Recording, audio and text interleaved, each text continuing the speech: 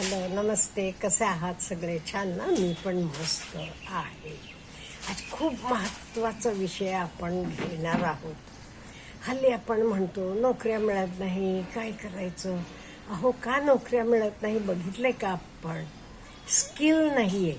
Skill पाहिजे. आता ह्याच्या पुढे तुम्हाला डिग्री नसली तरी चालेल. स्किल महत्त्वाचं आहे. नो डाऊट शिक्षण पाहिजे, शिक्षण नाही म्हणत नाही मी, पण ते शिक्षणाबरोबर स्किल पाहिजे.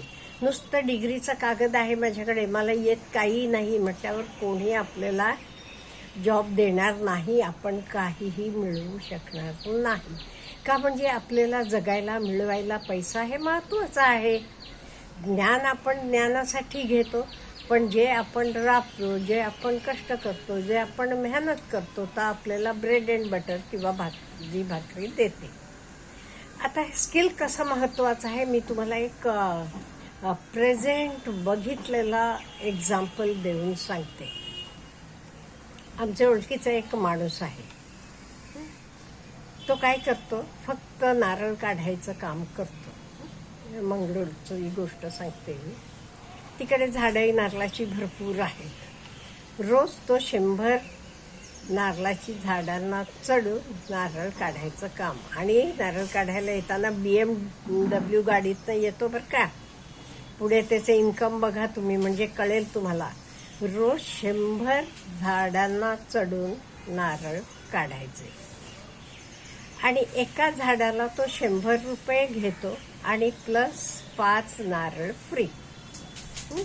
त्यामुळे त्याला एका झाडाला 100 रुपये मिळतात आणि वर 5 नारळ मिळतात. दिवसाला तो फक्त 100च झाडांचं करतो. मग तुमच्या झाडाला 1000 नारळ असू दे, 2000 असू देत, 800 असू देत, व्हॉटएव्हर, 100 झाडांना चढतो तो. त्यामुळे त्याला दिवसाला एका झाडाला 100 प्रमाणे त्याला दिवसाला 10,000 रुपये मिळतात. म्हणजे 30 दिवसाला, महिन्याला त्याला 3 लाख रुपये मिळतात. वर तो एका झाडाचे 5 नारळ घेतो. असं रोजचे 100 झाडांना चढतो म्हणजे 500 नारळ मिळतात त्याला. आणि एक नारळ तो 50 रुपयाला विकतो. त्याचे त्याला 25,000 मिळतात एका दिवसाला. पुढे आपल्याला माहीत आहे 30 दिवसाला त्याला किती मिळणार. तसं इनऑल त्याचे आपण इन्कम बघितलं की महिन्याला तर 10 लाखावर जाते. काम बघितलं तर झाडाला चढून नारळ काढायचं काम करतोय. एक झाडाला 100 रुपये प्लस 5 नारळ फ्री, म्हणजे 100 रुपयाचे त्याला 500 नारळ मिळतात आणि दिवसाला. आणि 100 रुपयेप्रमाणे 10,000 रुपये दिवसाला मिळतात. विचार करा. म्हणजे इथे काय महत्त्वाचं आहे? त्याला शिक्षण काही फार आहे का? त्याचं शिक्षण काही फार नाही आहे, पण स्किल हो, त्याला नारळाच्या झाडाला चढून नारळ काढता येतात. हे सर्वसामान्यांना येत नाही. त्यामुळे हे स्किल महत्त्वाचं आहे.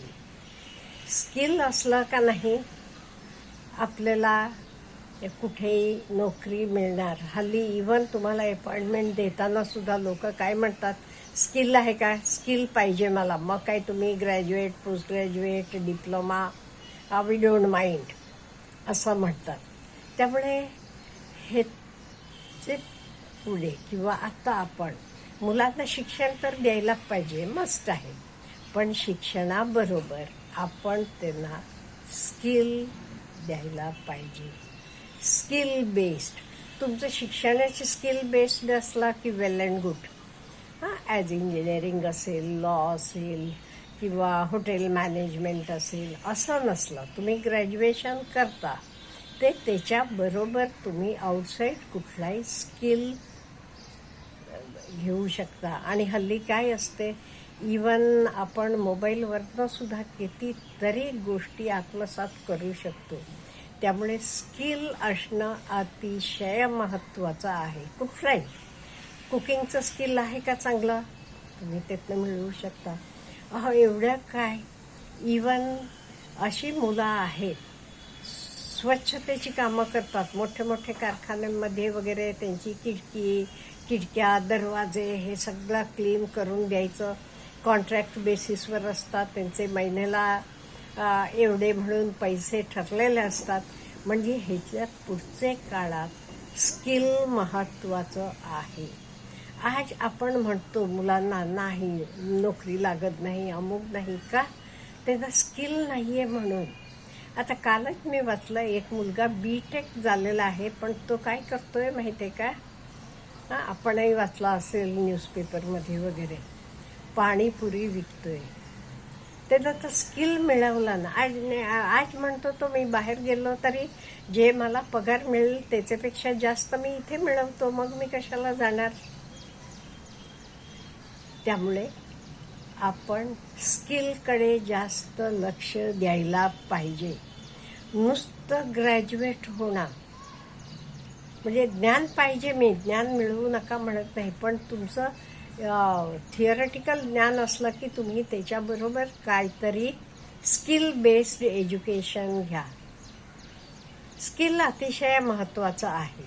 आणि कित्येक वेळा आज आता आपण म्हणतो, इवन मोठे इंजिनियर्स कंपनीचे मालक म्हणतात, आहेत मुलं कितीतरी येतात इंटरव्ह्यूसाठी, पण एम्प्लॉयबल अगदी थोडी असतात. हे बघा, एम्प्लॉयबल थोडीच असतात ते, आणि परफेक्ट स्किल असणारे किती कमी असणार विचार करा तुम्ही.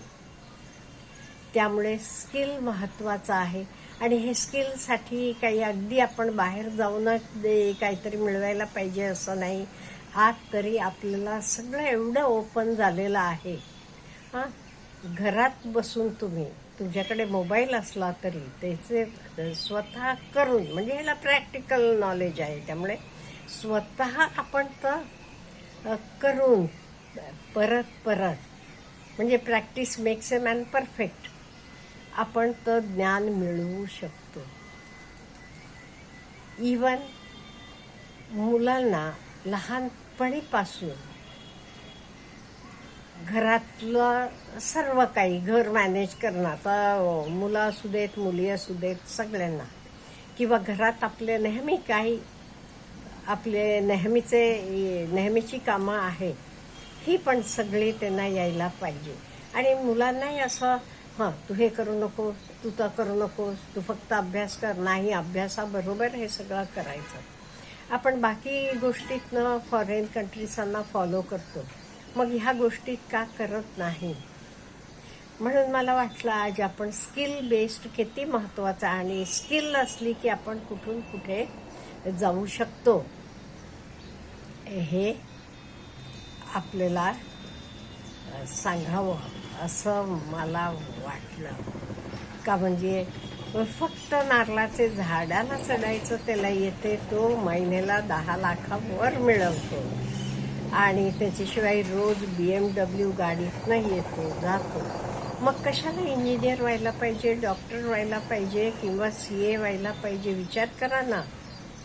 आता राबायला कुठेही पाहिजे, कष्ट केल्याशिवाय, आपण राबल्याशिवाय कुठेही मिळणार नाही, हे सत्य आहे. मग स्किल आपण अवगत करून घ्यायला पाहिजे. मग असं आपल्याकडे स्किल असलं तर का नाही, आपल्याला कोणी नोकरी द्यावीच अशी अपेक्षा आपण ठेवत नाही. आपण सेल्फ एम्प्लॉयमेंट करू शकतो.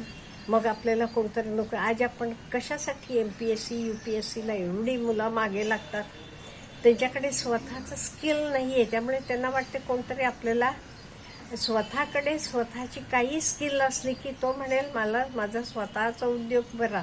ब्युटी पार्लर घालून हल्ली मुली कितीतरी बघितले मी, कितीतरी लाखांना मिळवतात. त्यांना नोकरीला जावं म्हटलं की त्या म्हणतात नको, माझा स्वतःचा व्यवसाय आहे हे बरं. आणि स्वतःचं असलं की आपल्याला काही रजेचा प्रॉब्लेम येत नाही, आपण ॲडजस्ट करू शकतो. खूप फायदे आहेत. पण एक महत्त्वाचं आहे, आपल्याला स्किल अगदी मस्तपैकी मिळवायला पाहिजे. ती स्किल असली का नाही, एव्हरीथिंग इज ओव्हर. मग आपल्याला कोणी नोकरी द्यायला नको, आपण स्वतःचे मास्टर बनवू शकतो. आपल्याला काय म्हणायचं आहे? Let me know. Have a good day.